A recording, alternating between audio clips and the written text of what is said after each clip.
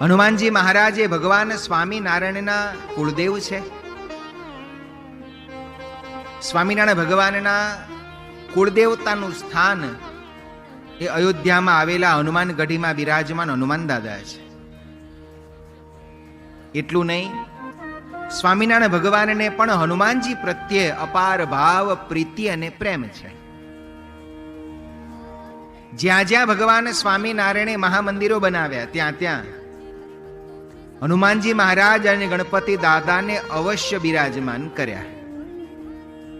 એટલું નહીં, શિક્ષાપત્રીમાં પણ આપણને આજ્ઞા કરી, ભૂતાધિપત દવે ક્વાપી વર્મ નારાયણાત્મક જપ્યમ ચ હનુમન મંત્રો જપ્યો ન ક્ષુદ્ર દેવતા, કે જીવનમાં કંઈક નાના મોટા દુઃખ આવે તો હનુમાનજી મહારાજના મંત્રનો જાપ કરજો.